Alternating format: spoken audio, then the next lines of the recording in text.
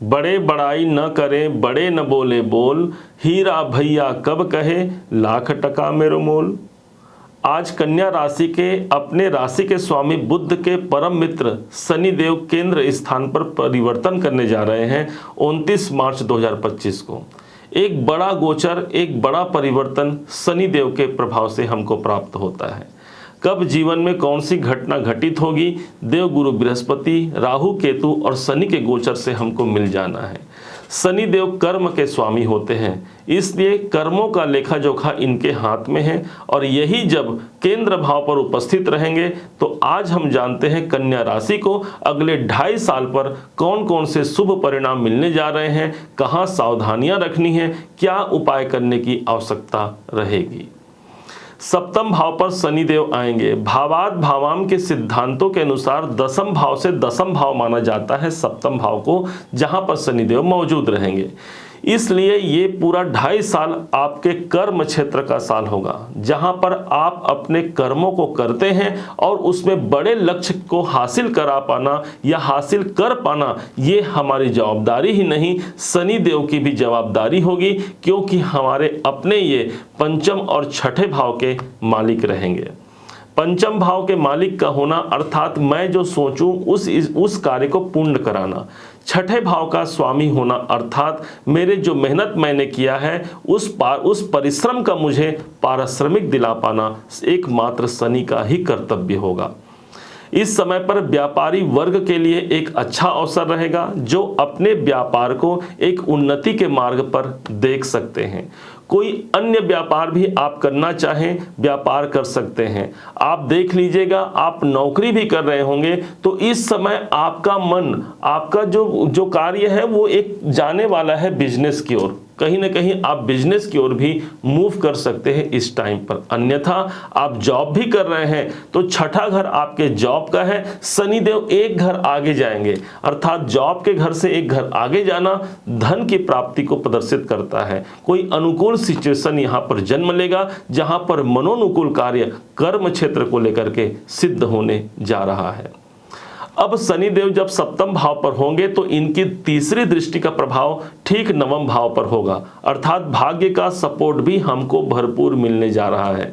हमने जो कोई कार्य किया है ऊपर वाले की कृपा मिलना ही भाग्य का समर्थन हो गया। इस समय पर आपके पिताजी के माध्यम से या जो पितृ वर्ग के लोग हैं या जो पिता के समान जो हैं उनसे हमको आशीर्वाद मिलना या उनका सपोर्ट मिलना, कोई सीनियर, कोई बॉस का हमको सपोर्ट मिलना, कोई बड़े वर्ग का हमको सपोर्ट मिलना, जिसके माध्यम से हम सफलता के उस मुकाम तक पहुंच सकते हैं।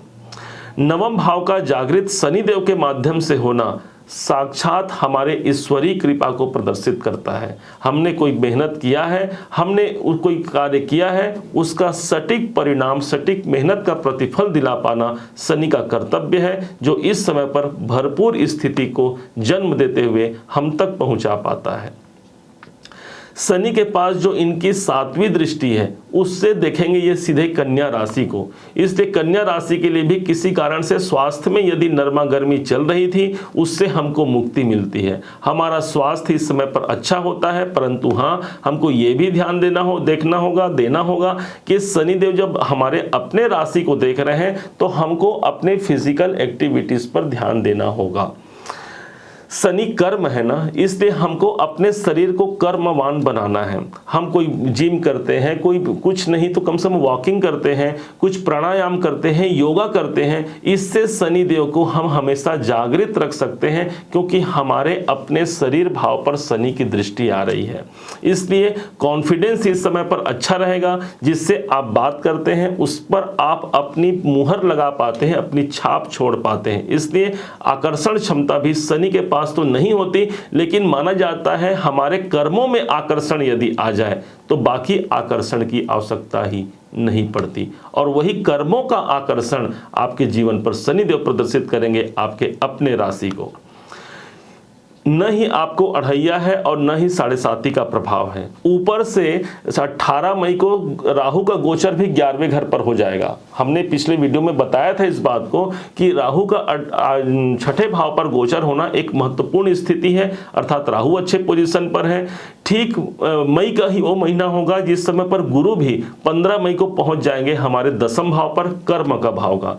यदि मैं ये बोलूं कि ये जो 29 मार्च से लेकर के अगले 2.5-3 साल का जो समय होगा वो कैरियर के लिए एक बहुत पॉजिटिव टाइम होगा, तो कोई अतिशयोक्ति इस बात पर नहीं होगी।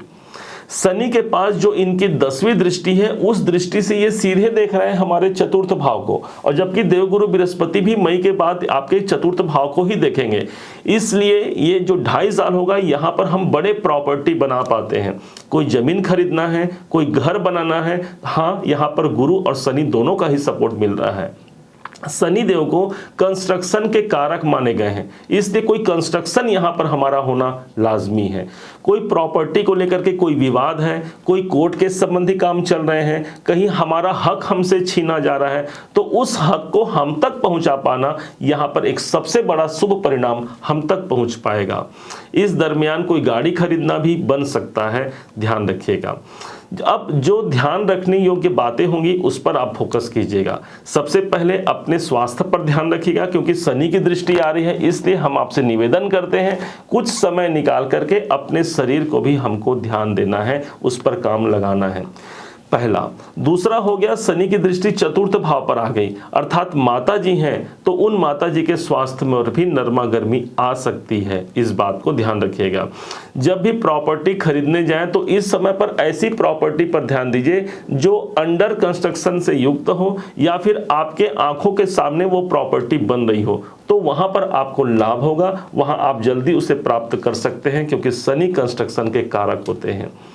एक ऐसा पोजीशन शनिदेव विशेष कहा जाए कि कैरियर के दृष्टिकोण से कन्या राशि के लिए एक महत्वपूर्ण समय होगा, जहां पर 30 साल के बाद शनिदेव पुनः फिर से आपके सप्तम भाव पर आएंगे, क्योंकि इनका गोचर 2.5 साल का होता है। एक स्थान को यदि 2.5 साल काउंट किया जाए तो अगला घर 5 साल इसी हिसाब से गिनते जाएंगे, तो ये पूरे 30 साल में एक राशि में दोबारा फिर से आते हैं, अर्थात बिजनेस के लिए, विवाह के लिए। हाँ, विवाह जो भी करना चाहते हैं, शनि जैसा प्रभावपूर्ण ग्रह हमको सप्तम में मिल रहा है, और वो भी आपके पंचमेश का सप्तम में आना, इसलिए प्रेम विवाह का योग भी यहाँ पर बना पाते हैं। एक अच्छे पार्टनर का आपको सपोर्ट यहाँ पर मिल पाता है।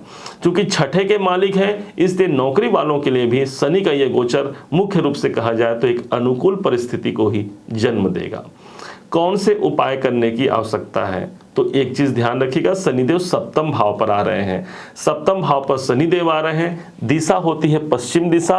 आपके घर की जो पश्चिम दिशा है या आपके ऑफिस की जो पश्चिम दिशा है, इसमें सायंकाल सरसों के तेल का दीपक जलाना मत भूलिएगा, विशेष तौर पर शनिवार के दिन। इससे होगा क्या? इससे होगा यह कि शनिदेव गोचर में मेरे पश्चिम दिशा में आए हुए हैं, और स्वयं पश्चिम दिशा के स्वामी भी शनिदेव होते हैं। इसलिए जीवन में जो रुकावट बनी हुई है, जो बाधाएं बनी हुई है, उससे बाहर निकल करके आप एक नए आयाम को, एक नए उन्नति को प्राप्त कर पाते हैं। शनि चालीसा या सुंदरकांड का, हनुमान चालीसा का पाठ करना भी शनि के दोषों से मुक्त कराते हुए एक शुभ परिणाम को हम तक पहुंचा पाएगा। उम्मीद है आप सबने इसे समझा है, आप सबने इसे जाना है।